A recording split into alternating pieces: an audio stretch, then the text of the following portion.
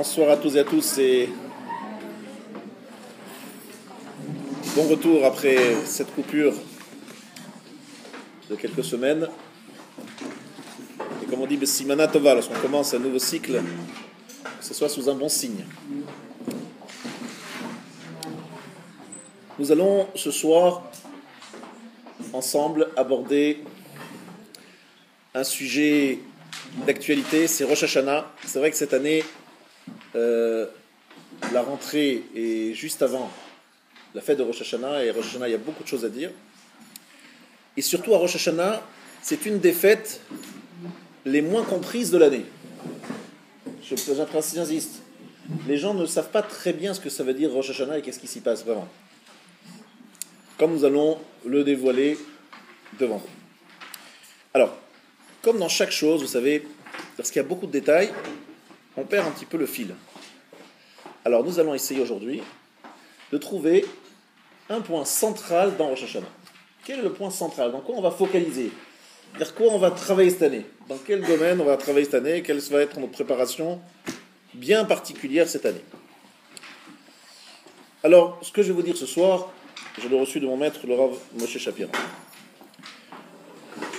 La question par laquelle je voudrais commencer, c'est tout simplement la problématique du shofar. Le shofar, c'est vraiment le star de Rosh Hashanah, sans aucun doute. Il n'a pas de concurrent. À Sukkot, il y a la Souka, il y a le Lulav. Ici, il n'y a pas de concurrent. Il n'y a que même pas le Hallel. Donc la star, c'est le shofar. Et chaque année, on me dit, mais à quoi il faut penser pendant le shofar, monsieur le rabbin? À quoi il faut penser lorsqu'on décide, on fait ça? Alors d'abord, il faut comprendre ce que c'est le shofar. Avant de savoir à quoi il faut penser, il faut comprendre qu'est-ce que c'est le shofar. Alors en fait, ce que je vais vous expliquer ce soir, c'est pas grand-chose. Parce qu'en vérité, le shofar, comme toutes les mitzvot, on ne sait pas vraiment ce que c'est. Mais on va essayer quand même de découvrir et d'essayer un petit peu de goûter quelque chose. Mais sachez qu'après toutes nos explications, la véritable raison du shofar nous est cachée, comme d'ailleurs toutes les mitzvot. Alors pour commencer, nous allons rappeler ici un usage que vous connaissez peut-être moins les dames, mais que les hommes ici connaissent très bien, s'ils vont à l'office le matin. C'est le sonnerie du shofar pendant le mois de Elul. On sonne le shofar chaque matin pendant le mois de Elul. Mais d'où vient cet usage? Pourquoi est-ce qu'on sonne le shofar pendant le mois d'Elul? C'est pas Rosh Hashanah. Alors, certains pensent que c'est un tour de chauffe. On apprend pour être bien prêt. Répétition générale. D'accord? Il y a dans le Siman Taf Kuf Pe Aleph, dans le tour, il cite Pirkei de Rabbi Eliezer, un midrash écrit par Rabbi Eliezer. Rabbi Eliezer Agadol, le Rav de Rabbi Akiva. C'est bon, je pense, une bonne référence. Il nous dit la chose suivante.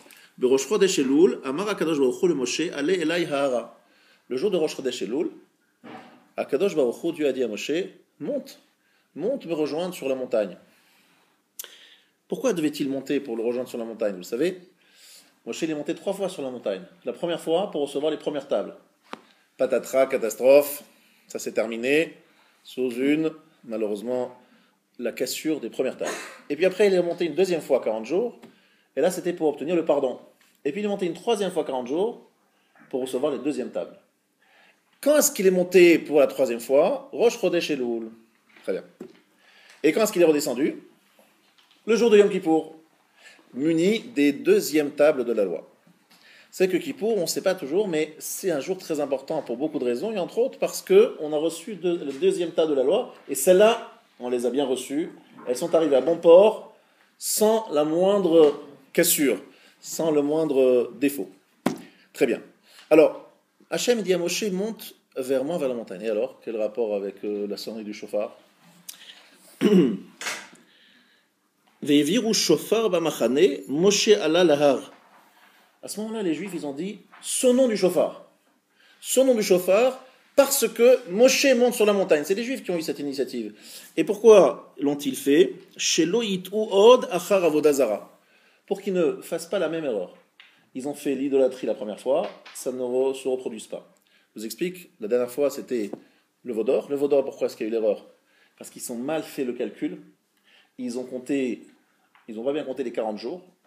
Et donc, ils ont vu, Moshe n'est pas là, ça s'est mal passé. Ils ont dit, cette fois-ci, on ne va pas, de nouveau, faire la même erreur. Donc pour qu'on soit bien d'accord, premier jour, on compte quand le premier jour? Le jour où on sonne le chauffard. De manière à ce qu'on compte bien les 40 jours pour qu'il n'y ait pas la même erreur que la première fois. Entre parenthèses, je donne un premier enseignement de vie, mesdames et messieurs. Premier enseignement de vie que je me précipite, et je vous dis tout de suite. Si on sonne le chauffard déjà, pendant ces 30 jours d'Elul, c'est pour nous rappeler cette sonnerie du chauffard. En quoi elle est importante, cette sonnerie du chauffard? Elle nous rappelle quelque chose. On est tous des êtres humains, de chair et de sang, et on fait tous des bêtises. Vous peut-être ne faites jamais de bêtises, moi ça m'arrive de temps en temps d'en faire. Vous peut-être certains hommes aussi, les femmes, je sais qu'elles sont parfaites. Donc ça nous arrive. C'est pas grave, ça arrive à tout le monde. La question est de savoir qu'est-ce qu'on fait une fois qu'on a fait la bêtise. Eh bien, il y a certains qui la recommencent quelques jours plus tard, quelques mois plus tard, et il y en a d'autres qui se disent, attendez, j'ai fait cette bêtise parce que je suis faible. Mais pourquoi je suis faible? Parce que dans cette situation-là, je sais que je ne suis pas très très très forte. Je sais que lorsque je vais dans tel endroit, je fréquente telle personne, que je vais en vacances à tel endroit, je fréquente certaines personnes, je sais que j'ai du mal à me protéger. Qu'est-ce que j'en déduis? Il ne faut pas que je fréquente certaines personnes dans certains endroits à certains moments, n'est-ce pas? Donc la faute, c'est pas d'avoir fauté, c'est d'avoir recommencé à aller dans l'endroit où tu sais que t'es pas armé pour résister à ta faiblesse. En clair, si on a vu qu'on est faible, la prochaine fois, qu'est-ce qu'on fait? On met des barrières. On se protège. Voilà ce que les Juifs ont fait. Ils ont dit la première fois, on s'est trompé. Ça ne nous arrivera pas une deuxième fois. Et pour que ça ne nous arrive pas une deuxième fois, on sonne le chauffard pour qu'on soit bien clair. C'est quoi le premier jour? C'est quoi le deuxième, le troisième? Pour qu'on ne se trompe pas sur les comptes. Un grand enseignement pour nous au mois d'Elul. Le mois d'Elul, on fait tchouva. Comment faire tchouva? Premier enseignement, mettons des barrières ou cherchons à éviter des situations où on sent qu'on ne maîtrise plus. On sait tous que dans certaines situations, on est hors contrôle, on est tous comme ça, on a des faiblesses. Alors mettons-nous pas dans des situations où on sait qu'on va ne plus avoir de contrôle. On va nous reprocher non pas d'avoir fauté, mais pourquoi tu es venu là-bas? Et pourquoi tu es venu à ce moment-là? Tu sais bien que tu es faible. Voilà un premier enseignement que je permets de vous donner ce soir. Maintenant, c'est écrit un peu plus dans le verset, c'est écrit dans le texte. Akadosh Baruch Hu nit'ala be'oto shofar shenemar ala Elokim itrua. Akadosh Baruch Hu s'est élevé par ce shofar, une élévation de Dieu. Qu'est-ce que ça veut dire ce terme? Le Rav, il nous a posé une question plus forte. Il nous a dit, sonner le shofar en Elul, c'est pas une obligation, c'est pas un devoir, c'est un usage. C'est bien, mais c'est pas un devoir. Pourtant, on voit ici que le sonnerie du shofar protège de l'idolâtrie. Le Rav nous dit ici, on voit que sonner le shofar, c'est plus qu'accomplir un ordre divin à un moment précis. Semble-t-il que la sonnerie du shofar, elle a en elle des choses qui permettent de se protéger d'idolâtrie. Il y a une force dans le shofar. Je ne sais pas si vous avez regardé, comme moi, vous observez bien les gens lorsqu'il y a la sonnerie du shofar. Je suis toujours impressionné par le silence. Nous, les rabbins, on est préposés normalement à mettre le silence à la synagogue. Des fois, c'est épuisant. Je dis la vérité, c'est toujours épuisant, grâce à Dieu. Les Juifs, ils ont toujours beaucoup de choses, surtout à la retour des vacances, plein de choses à raconter sur les différentes destinations qu'ils ont visitées. Chacun compare les prix, les endroits, les machins, les trucs, les prestations. Donc il y a beaucoup de choses à faire. Et beaucoup de bois dans la synagogue. C'est notre devoir de vous faire taire. Mais c'est pas évident, je vous le dis très franchement. Bref, mais il y a un moment où pas de problème, aucun souci. On sonne le chauffard, tout le monde se tait. À tel point que moi je voulais sonner le chauffard à Shabbat, à certains moments du Shabbat, pour pouvoir obtenir le silence de la synagogue. Mais semble-t-il, c'est pas permis. Donc j'ai pas eu d'autorisation rabbinique. Donc il n'y aura pas de sonnerie de chauffard Shabbat. Interdit. Mais c'est efficace. Et je me suis toujours posé la question, pourquoi des gens très loin de la Torah, ils sont sensibles au chauffard? Il y a quelque chose dans le chauffard qui touche. Vous voulez savoir le secret du chauffard? Écoutez-moi jusqu'au bout. C'est ce que je vais vous dévoiler ce soir. Alors, pour bien comprendre et aller jusqu'au bout des choses, nous allons suivre 20 étapes, enfin, 20 étapes si on y arrive. Peut-être qu'on va en sauter certaines. Il y a une sonnerie de chauffard qui est très souvent citée dans cette période, et je vous invite à être très attentifs lorsque vous ferez le Moussaf de Rosh Hashanah. Vous verrez on cite la sonnerie du chauffard au moment du Moussaf. Et vous savez que le Moussaf est très long, qu'il a 3 grandes parties, vous le savez, Malchuyot, Zichronot, Shofarot. Et à ce moment-là, on rappelle le fait qu'il y a eu beaucoup, on saute souvent en tout cas, et on insiste là-dessus, la sonnerie du chauffard au moment de Matan Torah. Le chauffard a été sonné par Matan Torah. Qui a sonné le chauffard à Matan Torah? Le savez-vous? Vous le savez certainement, c'est ni Moshe, ni le peuple juif, c'est Hachem lui-même. C'était une sonnerie extrêmement forte, qui d'ailleurs, au lieu de baisser d'intensité, ne faisait qu'augmenter. Une sonnerie de chauffard absolument incroyable. À quel moment? Au moment de Matan Torah. Et combien de fois c'est répété à de très nombreuses reprises? On insiste sur le fait que chauffard, Matan Torah. La question que je vous pose, mesdames et messieurs, c'est quel rapport y a-t-il entre la sonnerie du chauffard et Matan Torah? Pourquoi sonner le chauffard au moment de Matan Torah? Quel est le rapport? Bon, c'est pour faire un peu d'ambiance, pour mettre un peu Je me suis dit peut-être que c'est pour faire taire les juifs, c'est difficile de les faire taire. Peut-être en sonnant le chauffard. Non, Akadosh Baruch Hu, il avait déjà prévu quelque chose de plus efficace. Il y avait le feu, vous imaginez un feu, une montagne qui brûle, avec une fumée incroyable. Il y avait des tonnerres, il y avait des éclairs. Il y avait vraiment toute une super production de folie, même Hollywood est pâle par rapport à cela. Et juste à ce moment-là, encore le chauffard. Qu'est-ce que le chauffard a à faire avec le don de la Torah? Ensuite, mesdames et messieurs, lorsque vous priez, Teka b'shofar gadol cherutenu, sonne avec un grand chauffard pour nous libérer. Voilà ce que vous dites dans la prière. Pourquoi, encore une fois, demander la sonnerie du chauffard pour annoncer la fin des temps? La fin des temps, il faudra qu'un chauffard l'annonce. Bizarre, le chauffard a toutes les sauces. Pourquoi le chauffard a-t-il une place si centrale et si permanente dans les grands moments de l'histoire juive? Telle est notre question. Une des nombreuses questions de ce soir. Alors ici, je voudrais que nous revenions à l'origine de notre création, puisque je vous rappelle, Rosh Hashanah, c'est l'anniversaire de, non pas la création du monde, de la création de l'homme. Attention. Rosh Hashanah, ce n'est pas l'anniversaire de la création du monde, c'est l'anniversaire de la création de l'homme. Et lorsque l'homme est né, vous le savez, on connaît tous ce midrash, on l'a déjà dit plusieurs fois, nous allons rapidement rappeler des choses connues. C'est écrit Vayipach be'apav nishmat chaim. Akadosh Baruch Hu a insufflé dans l'homme une âme de vie. Je vous explique comment on a fait. Akadosh Baruch Hu a pris de la terre, donc il a créé un corps qu'il a complètement façonné, d'accord, comme de la glaise, comme de la pâte à modeler. Évidemment, c'était un corps sans vie. Ensuite, Hachem, littéralement, a insufflé dans la bouche de cet être inerte et il a mis en lui, Vayipach, c'est ça les mots, il a insufflé Be'apav dans ses narines, Nishmat Chaim, une âme de vie.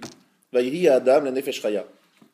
L'homme est devenu un être vivant, et comme nous l'avons cité ici de très nombreuses fois, Vayihi Adam, le Ruach Memalela. L'homme a pu parler, dit Onkelos. Onkelos dit que Nefesh Chaya, être une âme vivante, c'est qu'il a été doué de parole. Il a commencé à parler. Ça veut dire que, au moment où Dieu met l'âme dans le corps, à cet instant-là, l'homme devient vivant, Nefesh Chaya, il arrive à la vie, il accède à la vie. Et c'est quoi accéder à la vie? C'est parler. Accéder à la vie, c'est être doué de parole, pouvoir parler. N'est-ce pas? Et je vais vous dire quelque chose d'extraordinaire que le Rav m'a révélé cette fois-ci, je ne le savais pas avant, dans le Hallel. Vous connaissez le Hallel? Oui, vous le connaissez, le Hallel. Et dans le Hallel, il y a une phrase qui peut éventuellement passer inaperçue. Et je vais effectivement tout de suite insister dessus. Par exemple, à Rosh Chodesh, vous dites le Hallel, et à ce moment-là, vous avez dans le deuxième paragraphe, un peu plus loin, pardon, dans le quatrième, Lo hametim yehalleluya velo kol yorde duma. Je traduis. Les morts ne loueront pas Hachem. Lo hametim, les morts ne peuvent pas louer Hachem, évidemment. Velo kol yorde duma, et non plus tous ceux qui sont descendus dans la Douma. Douma, vous savez ce que c'est la Douma, vous? Oui, il y a, je crois, un bâtiment qui s'appelle la Douma quelque part dans le monde. Mais c'est pas ça. Yordé Douma. Douma, Milachon, Vaïdom, Aharon. Domia, ça veut dire le silence. Le silence. Je traduis maintenant de nouveau le verset. Et non plus ceux qui descendent dans un endroit où il y a le silence. Ça veut dire, nous dit le Rav, Lohametim yaleluka, les morts ne vont pas louer Hachem, ni ceux qui descendent dans un endroit de silence. C'est-à-dire que l'absence de vie, la mort, est appelée silence. alors que la vie, Nefesh Chaya, c'est la parole. C'est clair? Mais c'est pas clair du tout, moi je vous le dis très franchement. Je vous dis ça, c'est clair, parce que j'ai envie de vendre mon truc. Mais c'est pas bon du tout. C'est pas évident du tout. Quelqu'un qui parle pas, mais il est bien vivant, il a les yeux qui pétillent, il sourit, il fait des signes avec les mains. Pourquoi est-ce qu'il faut parler de... Pourquoi la parole est-elle même la définition de la vie? Est-elle ce qui s'appelle être en vie? Lo hametim yaleloka velo kolorde duma. Nefesh Chaya, c'est une femme, une âme qui parle. Il faut expliquer ça, et nous allons l'expliquer. En quoi la vie et la parole sont-elles si intimement liées? Alors écoutez-moi bien. Écoutez-moi bien, maintenant. Qu'est-ce que c'est? Vous avez peut-être entendu parler, évidemment, l'eau vive. En hébreu, ça se dit Mayan, Mayim Chayim, de l'eau vive. Mayim Chayim, de l'eau vive. En français, c'est le même mot. Pourquoi est-ce que l'eau vive est appelée eau vive? Parce que elle se régénère tout le temps et qu'elle est en mouvement perpétuel, n'est-ce pas? Maintenant, réfléchissez à quelque chose, ou peut-être que vous n'avez jamais réfléchi. Est-ce que vous essayez d'arriver, de vous poser la question, mais comment ça se fait que cette eau, elle est en perpétuel mouvement? Il y a toujours, on dirait qu'il y a une énergie dans cette eau, elle n'arrête pas. Là, ces vacances, je vous raconte un petit peu ma vie. J'étais à la montagne et je me trouvais dans une région où, au Hachem pour la France, elle a béni dans certaines parties de la France de très beaux paysages et entre autres des cascades partout, de l'eau vive partout. C'était beau à voir, quoi. Et j'observais cette eau, et cette eau, c'est vrai, cette pureté, cette eau belle, propre, et qui n'arrête pas. Et vous voyez ces quantités d'eau qui descendent de la montagne, et à un moment vous dites, est-ce qu'on pourrait arrêter cette eau? On pourrait s'y mettre, par exemple, prendre des barrages, arrêter. Alors, effectivement, il y a des barrages. Mais on a l'impression que cette force, cette énergie, elle est inépuisable. On a l'impression d'être devant quelque chose qui n'a jamais cessé de donner de l'eau depuis la création du monde. Et cette force-là, d'accord, qui s'appelle de l'eau vive, il y a Chaim ici, quelque chose qui est lié à la vie. La vie, c'est quoi? C'est quelque chose qui se régénère, c'est sûr, et c'est quelque chose qui sort vers l'extérieur, mais qui en même temps n'est pas définissable. Si vous voulez définir ce que c'est la vie, c'est très difficile. Si vous voulez toucher à la vie, vous voulez la palper, c'est pas quelque chose qu'on ne peut pas toucher. De la même façon que cette force régénératrice de l'eau, on ne peut pas la toucher, on ne peut pas l'appréhender, etc. Ainsi, la vie, on ne peut pas la toucher.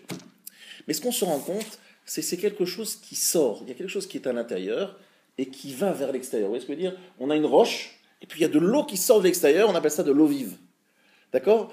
Ainsi, la parole, c'est quelque chose qui sort de l'intérieur. On a quelque chose à l'intérieur, et on l'exprime, on le fait sortir vers l'extérieur. Vous voyez, il y a une corrélation entre l'eau vive, qui est donc l'expression de quelque chose qui est caché, qui est fermé, puis tout d'un coup qui apparaît.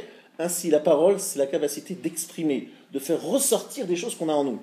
Lorsque je parle de parole, je voudrais qu'on soit tous d'accord. Je ne suis pas en train de dire, passe-moi le sel, il fait beau, il fait chaud, t'as vu, le soleil est couvert, donc le soleil est couvert. Non, c'est pas ça. Lorsque je parle de parole, c'est une force énorme qu'on a. Je ne sais pas si chacun ici, on l'utilise souvent. La parole, c'est tout simplement savoir vraiment faire sortir, dire des choses fortes, que ce soit spirituel, ou même que ce soit purement du monde de la sensibilité. Être capable de dire à quelqu'un, mais fortement, je t'apprécie, je t'aime, je te trouve extraordinaire, etc. On prend des gens qui sont morts, on leur donne la vie. Par une parole forte parce qu'elle est émotionnellement très forte, on peut rendre un être déprimé et le rendre plein de vie, plein de joie et plein d'espoir.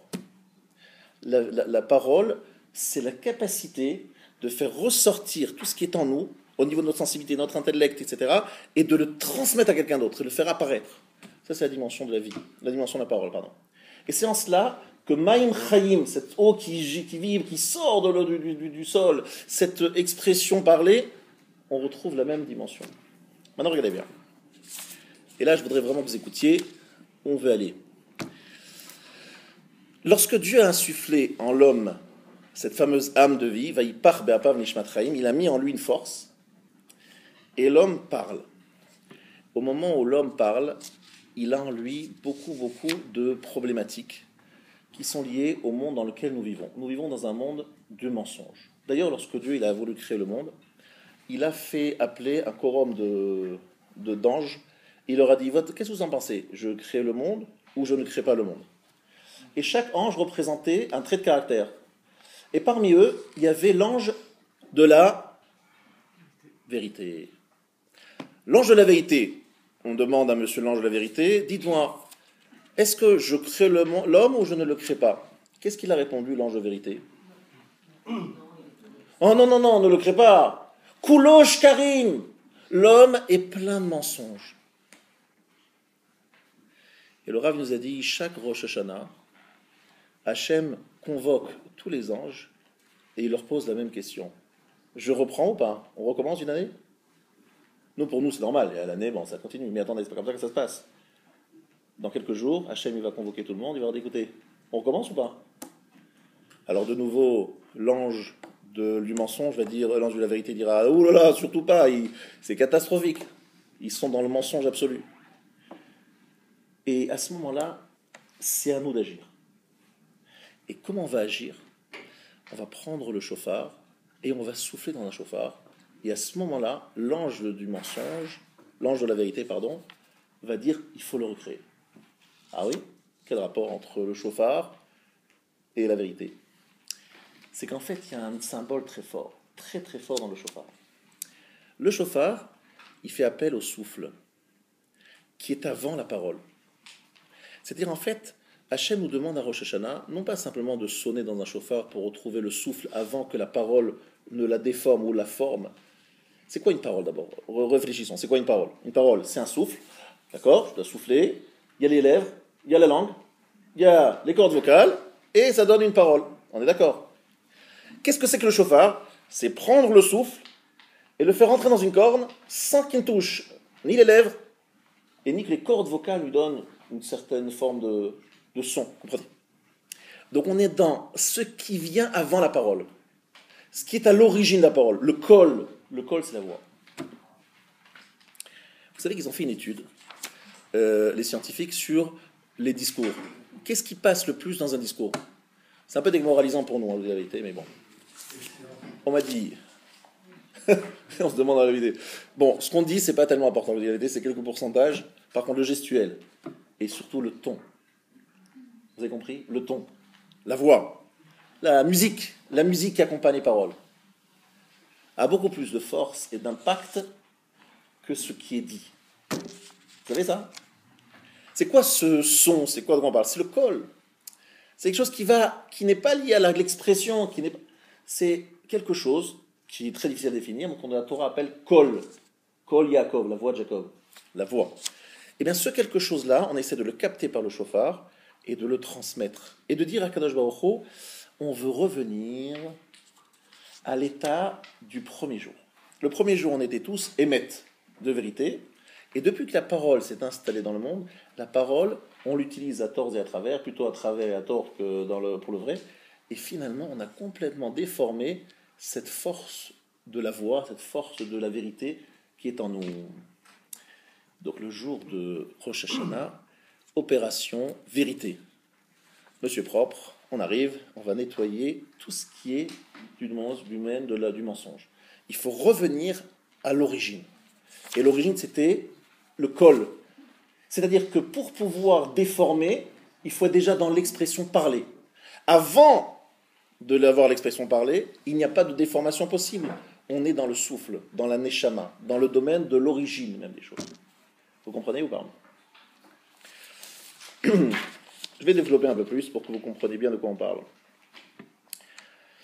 Par exemple, c'est écrit à propos de Moshe Rabbeinu.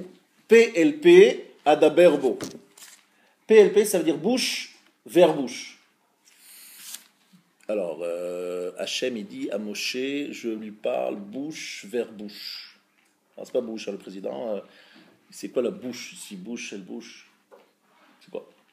C'est qu'en fait, on veut nous dire que le domaine le plus proche, là où on est le plus proche du vrai, c'est lorsque ce qui s'exprime, c'est pas la parole, mais c'est le souffle, l'échange. Comme vous faites à quelqu'un qui est malheureusement en situation de... Voilà, il n'est pas en forme. Qu'est-ce qu'on fait? On le fait du bouche à bouche. On lui met un peu de souffle pour essayer de le réanimer. Pas?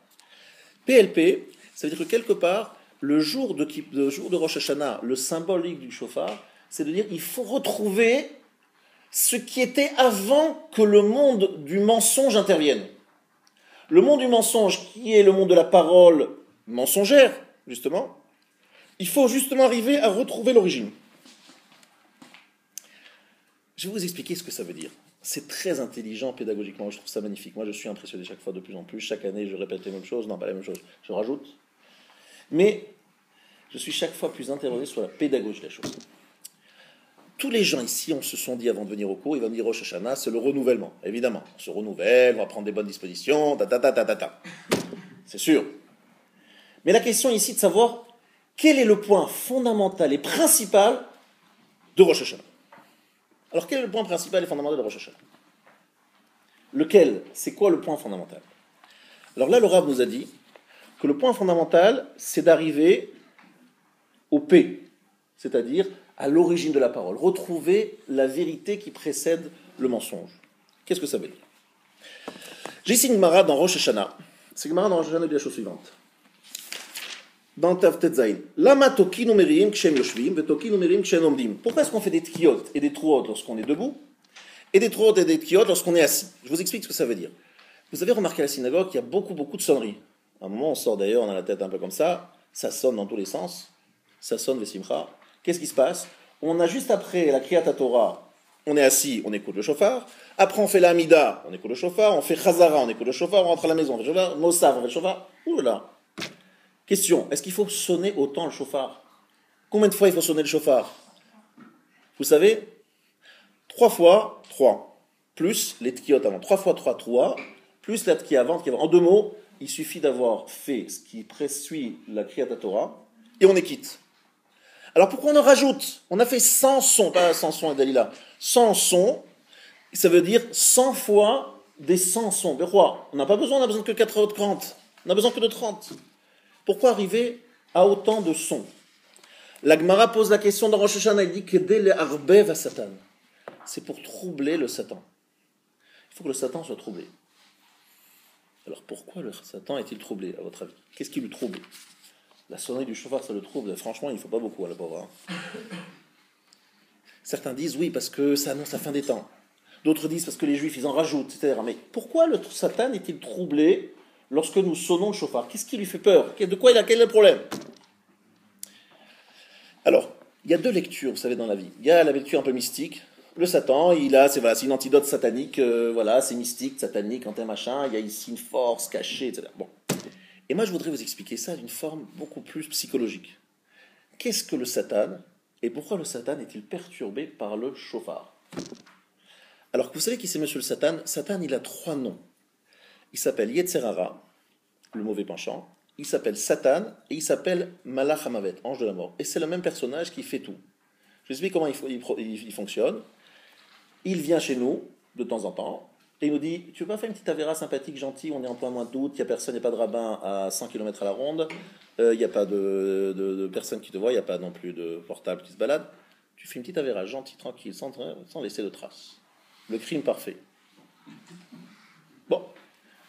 Le Yetzara est si gentil, si bien. Il dit, bon, en plus, c'est bien parce qu'avant Kippour, ça te permettra de venir avec quelque chose à faire à Kippour. Tu vas venir à Kippour, il n'y aura rien à faire, 25 heures pour rien. Fais une petite avéra, ça, il y aura de quoi faire. Donc, monsieur écoute le Yetzirara et il se fait avoir. Bon, le Yetzirara, une fois qu'il a fait faire l'avéra à ce monsieur, il devient Satan. Il monte chez Akadosh Baruch Hu, il dit à Akadosh Baruch Hu, t'as vu ce qu'il a fait? Regarde la photo, j'ai pris avec mon iPhone, tac. Hop, il amène chez Akadosh Baruch Hu, il dit regarde, il a fait la photo, tel jour, telle date, telle heure. C'est fait, c'est enregistré, c'est machin, ce truc. Akadosh Baruch Hu, il note. Très bien. Arrive Rosh Hashanah, le Satan revient chez Akadosh Baruch Hu, il dit, tu te rappelles, en mois d'août, il a fait cette faute, c'est bien noté, n'est-ce pas? C'est toujours là noté. Maintenant, il va falloir sanctionner. Rosh Hashanah, tu décides des sanctions. Qu'est-ce qu'on lui envoie? Écoutez, moi je propose qu'on se débarrasse de lui une fois pour toutes, comme ça c'est tranquille. Donc, Malach Hamavet, après Rosh Hashanah, il arrive, il exécute. Il a fait les trois casquettes. Mais il fait des travaux, vraiment, c'est un monsieur très, très, très, très sérieux. Il fait le travail debout, d'un bout à l'autre. Il séduit, il accuse, et il exécute. C'est un bourreau, un juge, et en plus un séducteur. Bravo. Ça, c'est le Satan. Alors le problème, c'est que devant un ennemi pareil, il faut être particulièrement armé. Donc on a le chauffard. Bon, on se demande qu'est-ce qu'on va faire avec ce chauffard, gentil, mais on ne voit pas trop comment on va se débarrasser de lui. Alors, il y a une chose que le Yetzer Hara n'a pas, il a un problème, c'est que tout ce qu'il propose est mensonger, et de l'ordre du fantasme. Donc si on arrive à le démystifier et à démontrer qu'en fait tout ce qu'il nous propose, ce n'est que une grande... c'est du vent, à ce moment-là, si on retrouve la dimension de la vérité, on a démystifié le Satan, il n'est plus l'accusateur, il n'est plus surtout le tentateur, et on peut arriver à s'en sortir. Mais pour cela, il faut avoir un regard de vérité, il faut retourner vers la vérité. Et comment on retourne vers la vérité? Le shofar, c'est une façon de dire à Akadosh Baruch Hu la chose suivante. Écoutez bien, parce que vous allez penser à ça le moment du shofar. Attention. Le Rav Gaines a dit, ça va marcher, vous allez voir, c'est magnifique. Le Satan, il ne s'attend pas du tout à ce que je vous dirai. Vous arrivez le jour du shofar à Rosh Hashanah, il faut le savoir. Ça, il faut que je vous le dise. Je suis désolé de vous l'avouer, mais c'est quand même le savoir. Lorsqu'on sonne le shofar, Rav Israël Salanter nous dit que c'est exactement comme si on se trouvait, comme le Kohen Gadol, le jour de Kippour, dans le Saint des Saints. C'est-à-dire, on est en face de la Shekhinah, on est seul face à lui, personne pour nous défendre, et on est en train de rendre des comptes. Non, pas rendre des comptes. On passe devant un IRM, doublé d'un scanner, doublé d'une radio, et on passe au scanner tout ce qu'on a fait, parce que tout ce qu'on a fait reste gravé dessus. Pas la peine d'essayer d'effacer avant Rosh Hashanah. Je sais qu'il y en a certains qui essayent de faire. Ça ne marche pas. C'est un IRM extrêmement puissant. Tout apparaît. Donc on est très mal barré à la vérité. On arrive le jour de Rosh Hashanah très mal barré parce que c'est sûr qu'au moment du shofar, c'est le moment où un homme se présente devant Akadosh Baruch Hu, et non seulement il se présente, il demande d'être jugé. Et pourquoi est-ce qu'on est? On est quoi? On est maso ou pas? Non, on n'est pas maso. On se dit, il vaut mieux organiser le rendez-vous plutôt que de le subir. Il vaut mieux le préparer, se venir au bon moment. Lorsqu'on est bien comme ça, devant la synagogue, sérieux, imaginez qu'on est en train de nous juger au moment où on est en train de faire une super avéra pendant Rosh Hashanah. Le moment du shofar, c'est le moment où on est jugé. Il faut le savoir. Ça, je le répète chaque année, mais je le répéterai chaque année dans Hachem jusqu'à son temps. Il faut répéter ça. Le moment du shofar, c'est le moment où on demande à être jugé et c'est le moment où on rentre dans la salle. Maintenant, je vous dis quelque chose. Toute l'année, grâce au minyan, les tfilotes, elles passent mieux facilement, n'est-ce pas? Le jour de Rosh Hashanah, il y a un problème. C'est que lorsque vous rentrez dans la salle, regardez derrière vous, il n'y a plus personne. Qu'est-ce qu'il n'y a plus personne? Il y a du monde dans la synagogue. Les synagogues sont pleines. Non. Mais on ne juge chacun à part. On ne peut pas se dire, comme on est mignon, donc ça va passer. Vous savez, je vais passer par derrière, il y a un type un peu fort. Je vais passer derrière lui, il ne va pas voir. On ne peut pas se dire que non, on est un mignon, il y a un mesrou du mignon, ça va. Non. Chacun, Kibné Maron, chacun est jugé et chacun est regardé seul. Et on ne dit pas, bon, comme c'est le copain d'un tel. Il n'y a pas. C'est seul, face, et tout apparaît. Très bien. Vous allez me dire, mais attendez, monsieur le rabbin, c'est très embêtant ce que vous dites. C'est un moment de jugement. Oui, c'est un moment de jugement. Alors comment on va s'en sortir? Et qu'est-ce qu'on va faire? Ah, Joker, le shofar. Mais qu'est-ce que je vais penser pendant le shofar? Très bien. Pendant le shofar, je vais penser à quelque chose de très fort. Ça vous est arrivé d'avoir des fois une frayeur? D'avoir un moment où vous êtes surpris? À ce moment, lorsque vous réagissez, vous n'avez plus de calcul. Vous n'avez plus le temps d'ailleurs de faire des calculs, vous réagissez naturellement. Alors là, c'est naturel du plus naturel, parce que là, vous n'avez même pas le temps de réagir, ça a été tellement subi, vous réagissez comme vous êtes, selon votre nature profonde. Vous n'avez plus le temps de faire des calculs, ils vont penser, ils vont pas penser, ils vont me regarder, ils vont me regarder, ils vont me... Non, je réagis naturellement. Au moment où le chauffard est sonné, c'est un moment où l'homme doit avoir peur. Mais peur dans quel but? Le but, c'est justement de se dire, est-ce que je suis capable de faire tomber les masques? Je fais tomber les masques et j'essaye de retrouver une petite vérité, d'arrêter de jouer un jeu, ça suffit. C'est fini pour Purim. Purim, c'est terminé, c'est fini depuis quelques mois d'ailleurs. Là maintenant, je vais me placer tel que je suis. Je reviens vers la vérité, vers ce que je suis vraiment. N'est-ce pas? La sonnerie du chauffard, c'est un moment de jugement. C'est le moment où on demande à être jugé. C'est le moment où on rentre devant le juge, mais c'est aussi le moment où on retourne vers avant la parole, c'est-à-dire vers le col, ce qui ne peut pas être déguisé. Ce qui est véritablement le vrai moi qui n'a pas les artifices que nous avons tous les jours. On essaye de se déshabiller totalement. Alors vous gardez vos habits s'il vous plaît pendant le son du chauffard, vous vous déshabillez spirituellement. Vous êtes là, tel que vous êtes, mais attention, vous assumez et surtout vous êtes prête et vous êtes prêt à dire à Akadosh Baruch Hu, je vis dans une certaine forme de mensonge toute l'année et je m'en rends compte maintenant. Voilà, c'est tout ce que je demande. Essayez de voir où sont les mensonges de notre vie. Vous voulez que je vous donne quelques idées? J'en ai quelques-unes dans la poche, des petites réserves, mais ça me concerne, je vous rassure, hein. Je ne vous fais pas de mots de morale, parce que moi je pense que je suis aussi, au pire que vous peut-être encore, parce que moi en plus je fais le genre, le rabbin, machin, le type qui fait les choses comme il faut, c'est pas vrai du tout. Qu'est-ce qui se passe? C'est qu'en vérité, au moins ce que Rosh Hashanah doit nous donner, c'est pas faire teshuva. Les gens me disent à quoi il faut faire teshuva, il faut penser à quelle faute, machin. Ne pensez à aucune faute. Mais dites-vous une chose, c'est que à ce moment-là, on essaye de revenir au col, on revenir à l'origine, avant qu'il y ait tout ce truc tordu. Essayez de voir qu'il y a moi et il y a toute une enveloppe, tout un truc, tout un jeu, tout un artifice. Et ça, je veux l'enlever. Je veux définir qui c'est mon vrai moi, celui avant tout ce jeu. Voilà, c'est ça que je veux faire. Revenir vers mon véritable moi. Et découvrir qu'il y a beaucoup de choses qui ne font pas partie de moi, mais qui sont juste des petits trucs que je fais, et j'en suis conscient, et je veux me déshabiller, je vais retourner à l'origine. Alors à ce moment-là, dans le ciel, Akadosh Baruch Hu convoque les malachim, comme je vous l'ai dit, et il réfléchit. Je refais l'homme ou pas cette année? On repense une nouvelle année? Alors, l'ange du mensonge, l'ange de la vérité, il dit, je veux pas, ils sont pleins de mensonges. Et à ce moment-là, Akadosh Baruch Hu dit, regarde les en bas. Il regarde l'ange de la vérité, regarde, il dit, ah c'est vrai, là maintenant, ça y est, ils ont l'air d'être, ah non, c'est vrai, là, c'est vrai, c'est bon, c'est vrai, là, non, là, c'est vrai. Là, ils sont dans une vérité. La vérité, c'est d'abord, vous avez compris, la capacité de se déshabiller et de se voir tel que l'on est. Et de voir tous les mensonges que nous disons tous les jours ou que nous faisons croire aux autres tous les jours. C'est tout ce qu'on nous demande. Vous allez me dire, ça ne suffit pas, monsieur le Rama, c'est trop facile. Non, parce que Hachem, Ori, Veishi. Hachem est ma lumière et il va me sauver. La première partie, disent nos Chachamim, Hachem, Ori, Veishi, vous savez, c'est le fameux Mizmor 27 qu'on dit tous les jours en ce moment. Hachem est ma lumière, Rosh Hashanah, c'est allumer la lumière. C'est comme si on était dans une salle obscure, qu'on ne voit rien, pas grand-chose, et arrivé à l'heure du chauffard, quelqu'un appuie sur l'interrupteur, dit ah, ça y est, j'ai compris. Le monde est tel qu'il est vraiment. Je découvre la vérité sur moi-même, sur les autres, sur le monde. Et lorsque je découvre cette vérité, c'est le début du processus de Teshuvah. Tous ceux qui ont fait Teshuvah savent qu'il y a eu un moment dans leur vie où il y a eu un flash. Comme s'il y avait tout d'un coup de lumière qui apparaissait en disant mais qu'est-ce qui m'arrive? Mais qu'est-ce que j'ai fait jusqu'à présent? Je n'ai pas compris, je me suis laissé complètement... Je suis parti dans le décor, je fais n'importe quoi, je sais pas où je suis. Et puis à un moment, flash, ah oui, c'est vrai, lumière. J'ai vu, je suis complètement parti à l'ouest, je suis pas du tout... Attention, alors le processus de Teshuvah, il est long après, ça se fait pas d'un coup, mais c'est à un moment que le flash doit apparaître. Et ce flash-là, c'est au moment de chauffard. Est-ce que c'est clair? Et c'est pour ça que pendant la sonnerie du chauffard, vous regardez en disant ouïe, qu'est-ce qui se passe? Avant les Aseret Adibrot, avant que les 10 paroles soient dites, il y a eu le chauffard. Pourquoi est-ce qu'il y a eu le chauffard avant les Aseret Adibrot? Parce que les Aseret Adibrot, ce sont des paroles. Et qu'avant la parole, il y a le chauffard. Et le chauffard, c'est quoi? C'est l'origine même de la parole. C'est ce qui est là avant de faire.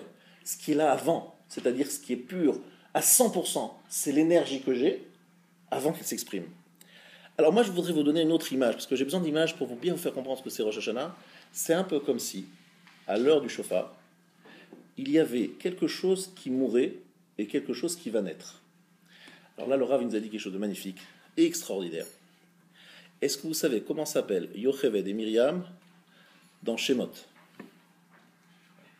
Shifra et Poua, bonne réponse pour vous, mais certaines. Shifra et Poua. Est-ce que vous savez pourquoi elle s'appelait Shifra et Poua?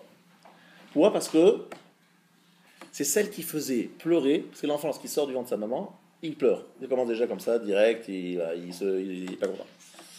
D'accord?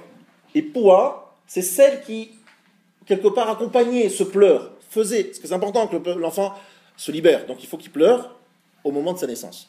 Poua, pleurer. Pleurer à quel moment? La naissance. Ah. Ça me fait penser à quelque chose, le mot Poua. Pleurer, la naissance, au moment de la naissance. À quel moment on en parle dans le Moussaf de Rosh Hashanah, vous le savez? Dans le Moussaf de Rosh Hashanah, il y a un moment... Alors, il ici c'est écrit Uvekol shofar alehem hofata. Avec la voix du shofar, sur eux, hofata, tu es apparu. Le hofia, apparaître milachon poa. C'est quelque chose qui n'est pas un retour sur ce qui était avant, c'est une apparition qui n'a jamais eu lieu avant. Je répète. Ubekol shofar alehem hofata, hofa'a. Hofa'a en hébreu aujourd'hui, ça veut dire une représentation. Mais dans le langage originel, hofa'a, c'est apparaître comme un enfant qui a au moment de sa naissance. On est bien d'accord, il n'existait pas avant. Enfin, il était un fœtus. C'est le début de sa vie. La hofa'a, hofa'a, c'est l'expression d'un renouveau, d'une naissance. Donc rappelez-vous bien de ce mot poua. Si vous cherchez l'endroit, ça se trouve dans le Moussaf, ça s'appelle les shofarot, la troisième partie du Moussaf, où on va terminer par Baruch Ata Hashem, Shomea, Kol Shofar, Baruch Ben Yisotvi Hashem, qui va écouter le voix du Shofar de Rachamim avec miséricorde. Mais l'idée, c'est de dire qu'en fait, il y a la capacité pour un homme de renaître chaque année comme si c'était une nouvelle histoire qui commençait. Vous me dites, ouais, mais c'est gentil, mais ça c'est que dans la tête. Faux! Parce que chaque année, il y a un programme différent que l'année précédente. Donc celui de l'année précédente, il est caduc. Maintenant, il y a un nouveau projet qui s'appelle 5776. Là, en ce moment, on est 5775. Et il va y avoir un projet 5776. Et il va falloir utiliser le mot poa. Poa dans le sens, je veux naître comme un enfant qui naît et qui va crier. Lorsqu'il crie l'enfant, vous comprenez ce qu'il dit, vous, l'enfant, lorsqu'il va naître? N'est-ce pas? C'est quoi ce 1? C'est vous qui sonnez le chauffard. La sonnerie du chauffard, c'est la représentation de ce cri de l'enfant qui va naître. C'est-à-dire, on n'est pas encore dans l'expression parlée. Donc, on n'est pas encore dans la mensonge. Le mensonge n'existe pas, pour une raison très simple, c'est qu'on n'est plus encore dans une parole. Dans une parole, on peut raconter des histoires. Mais le cri, faites peur à quelqu'un et crie. On est bien d'accord, on crie tous de la même façon. Si quelqu'un a peur, si quelqu'un est menacé, il crie de la même façon. Lorsqu'on est dans le cri, il n'y a pas de différence, il n'y a rien de factice. On est en train d'exprimer une peur, une frayeur. On n'a pas le temps de jouer à un jeu. On est d'accord? Voilà ce que c'est. Donc si on pouvait enregistrer ce qui se passe dans le cœur des tzadikim à l'instant du sonnerie du chauffard, on entendrait, on verrait une tension se lever. Moi, Baruch Hashem, je le sroute. J'étais toujours très étonné. J'étais, Baruch Hashem, en Eretz Israël, à côté des Gdolei Israël, des grands d'Israël. Et je me posais chaque année la question, ceux qui avaient été blancs de peur, c'était les plus grands tzadikim. Et nous, les jeunes, un peu light, on était bien rose, à l'aise, on regardait la montre, c'est à quelle heure le kidouche. Et ceux qui étaient les plus tzadikim, ils avaient une peur. On les voyait, c'était comme ça, blancs. Et à la sortie, c'est intéressant, à la sortie de Moussaf, ils étaient nouveau roses, rassénérés. Mais au moment de Moussaf, de Shofar, ils étaient blancs comme neige. Et nous, on n'avait rien que peur, le rassin qu'un allait voir. On se disait, mais pourquoi ils ont peur? Ceux-là, c'est des tzadikim. Nous, on pourrait avoir peur, mais pas eux. C'est comme ça la vie. C'est que eux, ils ont compris qu'à cet instant-là se jouait tout leur avenir, l'avenir du peuple juif. Et qu'à cet instant-là, il faut être capable de naître à nouveau.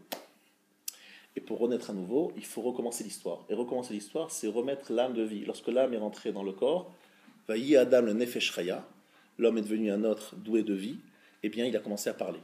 Mais la parole est venue après qu'il ait insufflé l'âme. Donc on revient à l'état où au moment où on a insufflé l'âme, l'énergie, avant qu'elle s'exprime.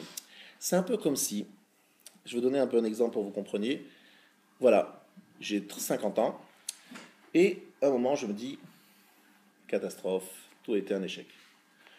Je rencontre un chef d'entreprise, je lui dis, écoutez monsieur, je vais vous expliquer, je suis un gros nul. Jusqu'à présent, mon CV est cata. Je vous propose quelque chose. J'en suis conscient, c'est zéro, c'est nul.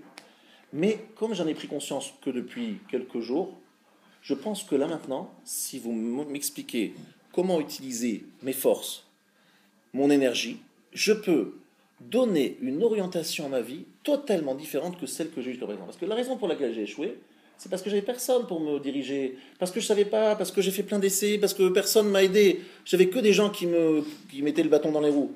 Mais vous, je vois que vous êtes un bon chef d'entreprise et que vous voulez m'aider.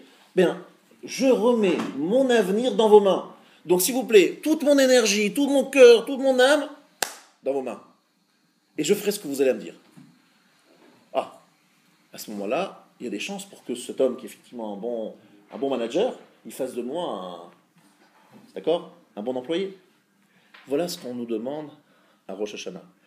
J'ai fait des erreurs l'année dernière, mais cette année, je m'en remets à toi. C'est une nouvelle naissance. C'est comme si je ne veux pas répéter les fautes précédentes, c'est comme si je me régénérais, comme si j'étais en train de naître, et je crie, comme un enfant qui naît. Donc lorsque vous entendrez le chauffard, vous penserez à l'enfant qui est en train de naître. C'est beau cette image, n'est-ce pas? L'enfant qui est en train de naître. Et vous dites, moi aussi je suis en train de naître. C'est le cri de la naissance. Voilà. Maintenant, regardez bien quelque chose d'incroyable. Vous savez qui est le Satan? On a dit qu'il était le Yetzer Hara, le Satan, et que le Malach HaMavet. Il est aussi le Sar chez les Saves, le prince, le ministre spirituel des Saves. Est-ce que vous savez qu'à un moment, le ministre des Saves, le prince des Saves, s'est battu avec Yaakov? Vous vous rappelez? En pleine nuit, ils sont battus. Est-ce que vous vous rappelez ce qui s'est posé, la question que Yaakov a posée à ce Satan, à cet ange? Qu'est-ce qu'il lui a dit? Mashimcha, comment vous appelez-vous, monsieur? On aurait cru qu'il est des douanes, c'est quoi? C'est le passage à douane, c'est quoi? Qu'est-ce qu'il fait là? Le flic? Qu'est-ce qu'il demande? Mashimcha, quel est ton nom? Voilà ce qu'il demande à Yaakov à ce monsieur, et on est en pleine nuit, il vient de se battre avec lui, il dit, comment vous appelez, monsieur? Contrôle d'identité. Qu'est-ce qu'il lui répond? Lamazé Tisha Lishmi, pourquoi est-ce que tu demandes mon nom? Alors vous savez, jusqu'à aujourd'hui, c'était pas bien un peu de 2 heures, je me suis dit, mais franchement, c'est un passage de la Torah que j'ai rien compris. Yaakov, il pose une question nulle, et la réponse, c'est on le botte en touche. Alors franchement, on aurait pu effacer ces 2 mots et c'est fini. En 2 mots, Hachem lui a dit, Moshe et Yaakov, il dit, comment tu t'appelles? Alors c'est un ange, il n'a pas de nom. Et l'autre, il dit, pourquoi tu demandes mon nom? Passons à autre chose. Franchement, je trouve que c'est un dialogue, mais alors vraiment, c'est pas extraordinaire. Franchement, c'est pas digne d'Akadosh Baruch Hu. Vous savez quelle est la réponse? Elle est maintenant, écoutez bien. Il dit, quel est ton nom? Et vous savez ce qu'il lui répond? Il lui dit, Lamazé Tisha Lishmi, pourquoi tu demandes mon nom? Qu'est-ce que ça veut dire? Moi, je suis Yetzer Hara, Satan, Malach HaMavet. Donc je t'explique. Moi, j'ai pas de nom pour une raison très simple. Moi, je suis mensonge, fantasme, folie. Donc je viens chez les gens, je leur vends n'importe quoi. J'essaie de leur raconter des histoires à 2 balles, et ils marchent. Alors Hachem, ça marche, mes affaires marchent très bien. Mais je n'ai pas de nom. Ça veut dire que je ne vends pas quelque chose je n'ai pas de marchandises à leur vendre. Je leur vends rien. Je leur vends du rêve, je leur vends du fantasme, je leur vends des châteaux en Espagne. Et ils achètent, ils prennent. Pourquoi tu me demandes mon nom? Mon nom, ça veut dire quoi? C'est quelqu'un qui a quelque chose à vendre, c'est quelque chose qui a un projet, c'est quelqu'un qui a des réserves, qui a quelque chose. Moi, je n'ai pas de nom, j'ai rien. Je viens juste vendre du vent. Voilà. Il lui a répondu, il lui a pas dit pourquoi tu me demandes mon nom, laisse-moi tranquille. Non, il lui a dit j'ai pas de nom, il n'y a pas de question, parce que j'ai pas de nom à avoir. Quel nom j'ai? Mon nom c'est quoi? C'est juste je prends la forme qu'il faut pour attraper le monsieur ici, monsieur à droite, monsieur à gauche, madame un truc. C'est tout ce que j'ai pas de nom. C'est extraordinaire cette réponse. Lamazé Tisha Lishmi. Alors messieurs et mesdames, c'est mieux un enfant misken. Misken, c'est connu misken, même pour des gens qui ne connaissent pas bien l'hébreu. Misken, ça veut dire un pauvre, le pauvre. C'est avec cet accent un petit peu marseillais, le pauvre. Mais le pauvre, ça veut dire qu'il est un petit peu retardé en plus. Il n'a pas d'argent, mais en plus il est complètement à l'ouest, à la masse, comme on dit. Tov Yeled Misken. Le jeune enfant misken et chacham et sage, il est mieux que melech zaken ou ksil, qu'un roi vieux et bête. Ksil, bête. C'est quoi ce truc bizarre là? C'est Shlomo Meller qui parle, c'est Michelet. Shlomo Meller, il dit pas de bêtises. Yeled misken, c'est celui qui est proche de la vérité. Il est misken, vous savez pourquoi? Quelqu'un qui est dans la vérité absolue. Vous savez quoi? Dans ce monde, je parle à des gens qui disent, vous savez, vous êtes honnête dans les affaires? Comprenez, monsieur le rabbin, dans les affaires, si on est honnête, trop honnête, vous savez, on ne gagne pas d'argent, vous savez, c'est comme ça. Les gens qui sont ultra honnêtes, qui déclarent, vous voyez, même le ministère de la Justice, il ne déclare pas tous ses employés. Donc voilà, quelqu'un qui déclare à 100%, celui qui paye ses impôts jusqu'au dernier truc, qui raconte qu'il va se garer juste... Imaginez, vous voulez garer ici dans un endroit cachère, c'est même pas la peine de tourner encore, à Rosh Hashanah, c'est encore de tourner. Il faut bien se faire une petite avéra, sinon c'est pas possible. L'homme qui est super réglo, même pas en rêve. D'accord? Donc le misken, c'est celui qui est réglo, émette. Jamais un mot de travers, toute la vérité à 100%. Il y a quelqu'un qui va acheter un morceau de tissu, il dit écoutez, monsieur, attention, parce que ce morceau de tissu, en vérité, je veux vous le vendre, mais en vérité, il a un petit défaut, est-ce que ça, il coûte pour ça un peu moins cher. Le pauvre, il ne va rien vendre. Bon.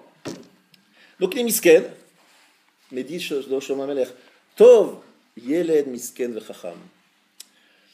C'est un Yeled, c'est-à-dire que c'est un enfant. Il est jeune dans quel sens? Encore il est l'enfant. Il a la pureté de l'enfance, la spontanéité de l'enfance.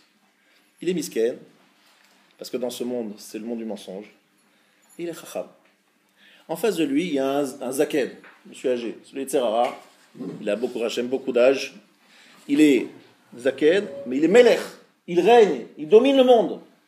Ce melech zaken, c'est le Yetzirara. Mais il vaut mieux un enfant, misken et chacham. Alors en fait, ce que le Rav nous a dit de vous transmettre, c'est qu'en fait, ce qu'il faut essayer de faire cette année, plus que peut-être les autres années encore, c'est essayer de réaliser quelque chose qui s'est en fait vu devant nous. Je voudrais vraiment utiliser cette image que j'ai entendue mon maître le Rav Bleu il y a au moins 30 ans.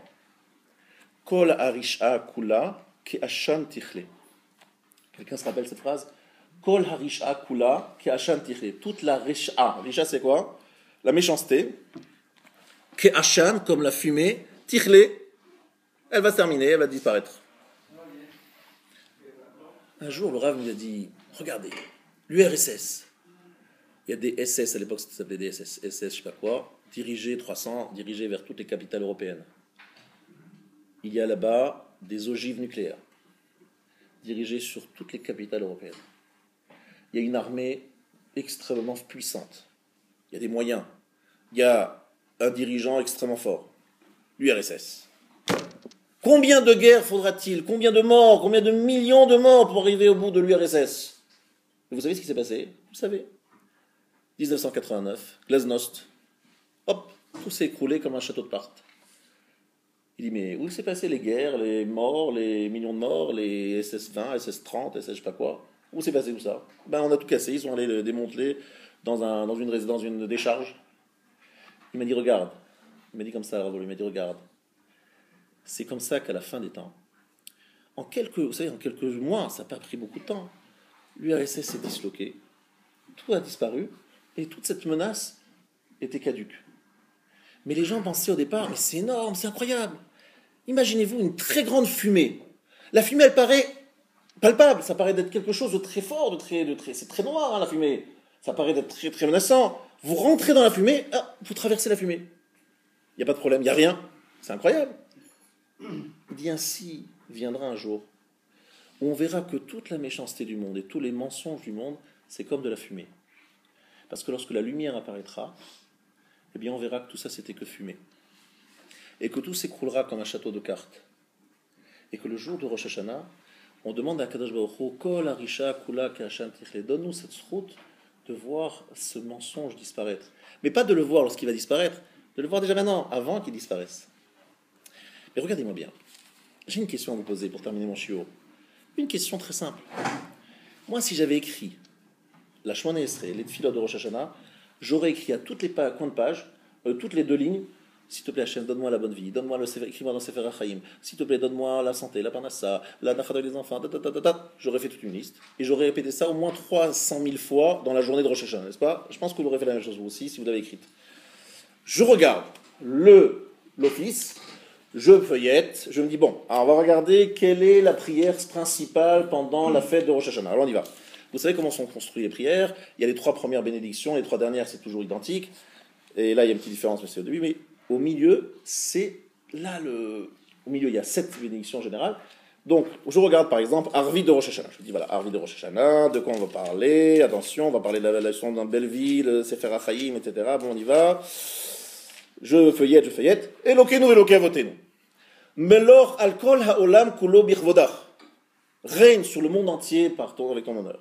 Hinnase alkol ored bikarecha. Ofab. Je demande à Kadosh Baruch Hu d'apparaître et que tout le monde le reconnaisse. Et alors, et moi là-dedans où sont les Chaim Tovim, etc. Bon, alors c'est vrai, vous avez raison, il y a écrit Kotvenu Besefer Chaim Tovim, c'est écrit écris-nous dans le livre de la vie. Mais sachez juste une chose, c'est que ça n'a pas été écrit par ceux qui ont écrit la Shemona Esrei. Ça a été écrit par des rabbins très tardifs au Moyen-Âge, et même ces rabbins, ils ont été extrêmement contestés, et on ne voulait pas mettre ces phrases, et finalement ils ont dit bon, on les met quand même parce que les pauvres ils vont exploser, mais finalement, le cœur de l'office, celui qui a été instauré par les hommes de la Grande Assemblée il y a 2000 ans, vous savez ce qu'ils ont dit? Ils n'ont pas trouvé nécessaire de parler de la bonne vie, Sefer HaChaim. Je trouve ça vraiment frustrant. On cherche, oui, on trouve quelques phrases sur la bonne vie, mais franchement, ça doit être le centre de la prière, non? Et c'est pas écrit, il y a très peu, vous allez voir, vous allez chercher. À Rosh Hashanah, si vous avez un livre traduit, d'ailleurs, je vous invite à prendre un livre traduit, et vous allez pouvoir comprendre qu'il y a très peu de choses là-dessus. Pourquoi? Vous savez pourquoi? Parce que c'est pas le sujet. Pas le sujet. C'est pas le sujet. Écoutez-moi bien pourquoi c'est pas le sujet. Parce qu'en réalité, si vous êtes intelligent, et vous l'êtes, vous savez qu'en fait, tout le problème ici de Rosh Hashanah, c'est pas de savoir si on aura une bonne vie ou pas une bonne vie. Peut-être c'est la conséquence. Mais l'origine, le problème au départ, c'est quoi? Akadosh Baruch Hu nous dit, qu'est-ce que tu veux de la vie? Quelle est la véritable aspiration dans ta vie? C'est qui tu es? Quel est véritablement le sens même de ta vie? Pourquoi tu es venu sur Terre? Quel est le sens de la vie? Qui es-tu? Alors il y a des gens à Rosh Hashanah qui ne comprennent pas le sujet. Alors qu'est-ce qu'ils font? Ils cherchent les quelques phrases sur la vie, Refoua Shlema, Parnassa, et ils crient fort, Amen! Tout le monde, tout tremble. À la sortie de la synagogue, il rencontre Eliyahu Hanavi. Eliyahu Hanavi lui dit, alors, c'était bien la synagogue, très bien. Pourquoi t'as prié? Chaim Tovim, Refoua Shlema, Parnassa, ta. Il dit, un imbécile. Imbécile. C'était pas le sujet d'aujourd'hui. C'était pas le sujet. Pourquoi c'était pas le sujet? Parce qu'en fait, tu es rentré à la synagogue avec le monde du mensonge et tu sors de la synagogue accompagné par le mensonge. Parce qu'en fait, tu es toujours un homme qui cherche que la vie terrestre, que le plaisir et rien d'autre. Tu cherches à avoir une image de folie et tu te demandes où tu peux obtenir ça. Alors on t'a dit que pendant les périodes de Rosh Hashanah Kippour, on pouvait venir dans les synagogues et on sortait avec les trucs pleins de bénédictions. Donc tu es venu faire le plein des bénédictions dans la synagogue. Mais en vérité, tu n'es jamais rentré dans la vérité, tu ne l'as jamais dévoilé, tu es resté le même nul en sortant, en rentrant, tu es toujours là en train de penser qu'à ton estomac et ton intestin et ton image, qui est en fait Sheker Gamo. Donc à la limite, tu n'as rien fait, tu es rentré, tu es sorti, c'est pas la peine. On interviewe une autre personne qui sort de la synagogue. Monsieur, qu'est-ce que vous avez demandé dans la synagogue? Quelle était votre prière? Que Hachem règne, que la vérité apparaisse, qu'on se libère de ces folies, de ces fantasmes, de ces trucs qui nous prennent la tête, de ces publicités qui nous font croire qu'on est heureux parce qu'on a scie à la main et une voiture comme ça, autour. Qu'on nous sorte de ce monde du mensonge, qu'on nous montre la vérité, que la vérité c'est quoi? C'est l'existence de Dieu, c'est la présence divine, et après, qu'est-ce qu'il y aura avec ça? La vie sera magnifique, elle sera belle, mais le but, c'est pas d'arriver à te remplir les poches et t'assurer ton bonne vie, entre guillemets, mais d'abord de baisser les masques, d'arrêter de vivre dans ton monde de mensonges. Arrête de vivre avec l'image que tous tes voisins, juifs et non-juifs, attendent de toi, ils veulent te voir, d'avoir certaines formes de mode de vie, ça suffit. Débarrasse-toi de ces mensonges. Prie pour la vérité. Alors il y a beaucoup de gens, je dis franchement, lorsqu'ils arrivent au Rosh Hashanah et qu'ils ne savent pas ça, ils sont un peu démunis. Ils se disent, mais qu'est-ce qu'on a demandé là? La royauté divine, c'est ça le vrai sujet. Ouf. Si un juif, le jour de Rosh Hashanah, fait la lumière, se débarrasse du mensonge, et comprend qu'il est habité par une image plutôt que par lui-même, et s'il est prêt à revenir à l'origine, et avoir véritablement que son énergie à lui, tout ce qu'il a en fond de lui, qui est pur, il est prêt à les redonner à Hachem, pas dans le sens de mourir, au contraire, de se donner, et de fondamentalement changer, et de formater sa vie, de la façonner telle que Hachem veut qu'on la façonne, pas telle que moi ou que mes voisins voudraient que je façonne ma vie. Cet homme-là a été libéré à Rosh Hashanah. Cet homme-là, il est en train de marcher vers la Yeshua. Ori veishi, la lumière pour aller vers le sauvetage. Mais l'homme qui cherche à remplir ses sacs, il va être très déçu. Très déçu. Très déçu de la prière et très déçu du résultat. Alors le jour de Rosh Hashanah, c'est ça que je voulais vous expliquer depuis le début, la Tfila semloch alkol haolam kulo. Règne sur le monde entier. Alors je voudrais vous dire quelque chose. Je peux dire quelque chose un peu fort. Vous savez, le jour de Rosh Hashanah, Akadosh Baruch Hu envoie des photographes. Des photographes. Très clairement, des photographes. Vous ne les voyez pas, mais moi je les vois. Bon. C'est assourd, hein. Bon, c'est pas des juifs. Et il leur demande de prendre des photos de tous ceux qui sont dans les synagogues le jour de Rosh Hashanah. Bon. Qu'est-ce que ça veut dire? Ça veut dire que le jour de Rosh Hashanah, il y a une attente de prendre de la hauteur, d'être différent, de baisser les masques. D'accord. Le jour de Yom Kippour, Akadosh Baruch Hu revient, refait la photo. Et lorsqu'il a ces photos-là, il se dit, voilà, l'homme de 5776. Voilà. Parce qu'en fait, vous comprenez, chaque personne a besoin d'une photo d'identité, n'est-ce pas? Alors nous, on pense que la photo d'identité qu'on a prise l'année dernière, elle est valable, elle est caduque. Il faut une photo d'identité 5776. Donc on nous fait une photo. Seulement, on nous a rendu un service énorme. La Bible est traduite dans toutes les langues du monde que vous voulez. C'est le best-seller depuis qu'elle a été créée, depuis qu'elle a été écrite. La Bible ne dit pas que c'est un jour de jugement. Cherchez dans la Bible que Rosh Hashanah c'est un jour de jugement, vous ne le trouverez pas. Les seuls à le savoir, c'est nous. La preuve, vous sortirez à l'avenue Charles de Gaulle à Rosh Hashanah après l'office, vous verrez les bureaux ouverts exactement comme la veille.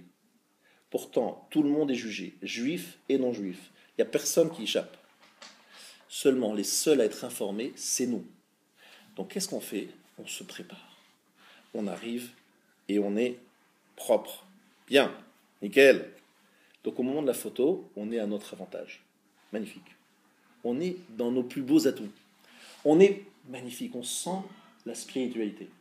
Les juifs sont dans la synagogue, ils sont très sérieux. Ils sont très concentrés. Ils sont très motivés. Et la photo, magnifique. Qu'est-ce qu'on voit? Un type dans une talit, en train de prier, en train de pleurer. Ah là là, magnifique, quelle photo. Les anges ramènent les photos là-haut. Akadosh Baruch Hu voit les photos. Oh là là, ça alors, ça c'est un vrai sujet. Celui-là, je vote un bon budget pour l'année. Très bien. Le problème, Rabotai, c'est que ce n'est pas un jeu, ce n'est pas de la rigolade que je vous dis. Ce que je veux dire, c'est qu'en fait, Akadosh Baruch Hu attend de nous qu'on prenne de la hauteur. Mais le jour où il faut envoyer le chèque, il envoie un malach avec la photo. Il lui dit, voilà, celui qui a reçu, celui que j'ai pris en photo, tu lui enverras le chèque. Donc l'ange, il revient avec la photo, il voit la photo, il voit le bonhomme, il dit, ça ne ressemble pas vraiment là. Rosh Hashanah, son talit, son sidour, en train de pleurer, etc. Et il le retrouve sur une plage, je ne dis pas dans quel endroit, dans quel pays. Il dit, oulala. Pas tout à fait le même personnage. Il doit y avoir une erreur dans le colis. Donc il retourne chez Akadosh Baruch Hu, il dit il y a un problème, peut-être que vous avez changé de nom, d'adresse, c'est pas exactement la bonne photo, il y a une erreur dans le... Je dis non, c'est le même personnage. Donc il y a un problème, c'est qu'on veut envoyer le chèque, mais le problème c'est que la personne n'est plus là, c'est plus le même. Donc ce que je veux dire, c'est que c'est vrai que on nous donne une chance à Rosh Hashanah. Mais cette chance, elle a une condition. C'est qu'il reste quelque chose, même un petit quelque chose de ce Rosh Hashanah et un petit quelque chose de ce Kippour, pour qu'il y ait une ressemblance entre la photo et vous, le jour où il faut recevoir ce qui a été décidé à Rosh Hashanah. Alors on ne nous demande pas de changer 100%, je suis d'accord. Sur la photo, on n'a pas besoin d'être exactement le même. On est d'accord, on sait très bien qu'on va baisser. Mais s'il n'y a aucune ressemblance, s'il n'y a aucun souvenir, s'il n'y a aucun rappel, s'il n'y a rien, aucun rapport entre celui qui est le bénéficiaire et celui qui est identifié dans la photo, Hachem dit, mais attendez, je crois qu'il y a une erreur, on s'est trompé, c'est pas lui. Ou il nous a raconté des histoires, il a fait un jeu. Ouais, bon, là aussi il faisait un jeu. Ah oulala, il a continué à faire le sheker, il est encore dans le mensonge. Là, il a commencé à faire la tzediyah. Là, ce jour-là, il faut se déguiser en rabbin. Alors on y va, on va se déguiser en rabbin ce jour-là. Non, si c'est un déguisement, c'est pas bon. Et qu'est-ce que je demande chaque année, à la même période, de prendre sur soi quelque chose en plus. Même une chose qui, à la période de Neila, sera scellée, c'est-à-dire vous prenez une décision ferme, définitive, et pendant une année, vous respectez votre engagement de Rosh Hashanah Kippour. Et c'est ce qui fait que la photo ressemble aux bénéficiaires. Même si c'est qu'un détail, même si c'est qu'un élément, ça permet à Kadosh Baruch Hu de voir le lien entre la photo et ce qu'on nous aide. Parce que finalement, Rosh Hashanah Kippour a laissé une trace. Qu'est-ce qu'elle a laissé comme trace? J'ai pris sur moi quelque chose en plus. Et ce quelque chose en plus, il dure un an. Donc la trace est là. Et s'il y a une traçabilité, je peux mettre le lien entre les deux. Mais imaginons que Rosh Hashanah Kippour passe et rien n'a été pris, aucune amélioration, rien. Il a tout laissé tomber, il a juste un déguisement. Il s'avère en fait c'était un déguisement. Qui a trouvé que c'était bon de se déguiser à Rosh Hashanah Kippour en tzaddik. Il a fait ça. Un déguisement, mais c'est terrible, c'est le jour de la vérité. Il a mis un déguisement, il se moque de qui? C'est le mensonge absolu. Le jour de la vérité, il joue un mensonge. Alors je ne suis pas idiot, vous non plus. On ne peut pas changer du jour au lendemain. On ne peut pas être totalement différent parce qu'on passe à Rosh Hashanah. On pourrait peut-être, si vous pouvez, c'est magnifique. Mais même si ce n'est pas le cas, il suffit, on nous donne une chose à faire, une petite chose à faire, à changer, à améliorer, parce qu'on a passé Rosh Hashanah, parce qu'on a passé Kippour. C'est tout. Donc ce que je vous demande à la fin de ce shiur, c'est une seule chose, de réfléchir à ce que vous allez prendre sur vous un Neila de Kippour. Pour que la photo ressemble à ce que vous serez dans quelques mois. C'est tout ce que je vous demande. D'où j'ai reçu ça? De mes maîtres, entre autres le Rav Yaakov Ganitsky, Zichrono Livracha, qui niftar il n'y a pas longtemps, et qui nous avait fait ce machal, cette image-là. C'est tout ce qu'on nous demande. J'ai reçu ça de Rav Gedalia Eizman, qui était un élève de la yeshiva de Kelm. Il m'a dit une chose, une seule chose, même petite, même un détail, qui est resté un an, parce que Rosh Hashanah et Kippour sont passés, ça suffit. Vous entendez? Une seule chose, c'est facile, c'est pas si compliqué que ça. Ne prenez pas trop de choses, ne prenez pas des grandes choses, ne prenez pas des choses trop difficiles. Une seule chose, et commencez à la préparer maintenant, pour que dans quelques jours, lorsque ce sera Neila de Kippour, vous puissiez vous engager d'une façon ferme et définitive pendant un an. Voilà ce que sera Rosh Hashanah Kippour s'il est réussi. On verra, on n'est pas très ambitieux. Mais il faut que attention, il faut qu'il n'y ait pas de déguisement le jour de Rosh Hashanah Kippour. Et comment je découvre, je dévoile que ce n'est pas un déguisement, c'est parce que effectivement quelque chose a changé grâce à Rosh Hashanah Kippour pendant un an. Là, je confirme que ce n'était pas un déguisement. Alors par exemple, là c'est une page de pub, entre guillemets, c'est pas une pub. Vous savez, mesdames et messieurs, que je termine sur quelque chose de très concret. Dans la vie, il faut avancer. Pour avancer, on a besoin d'étudier. Étudier, c'est comme l'essence qui nous donne la force de faire toutes les mitzvot. Vous savez qu'au Beth Midrash, ici, tous les matins, jusqu'à 14h, vous avez la possibilité d'étudier.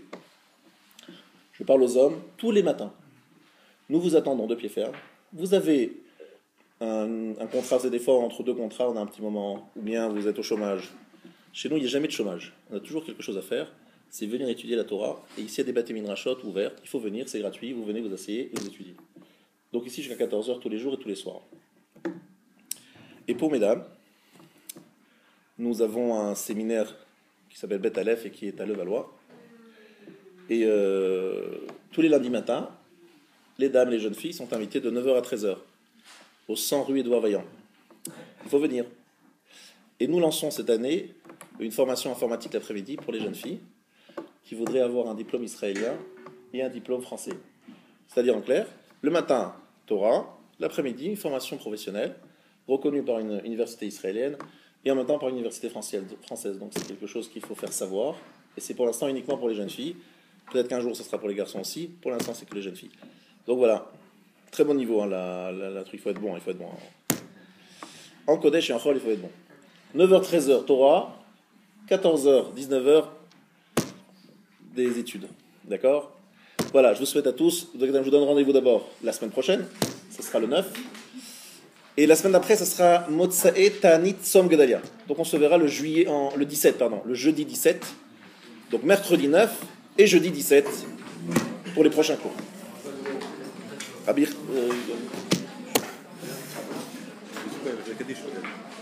Hanouka Shomer Hatzah, Kadosh Baruch Hu, les Zakot et d'Israël.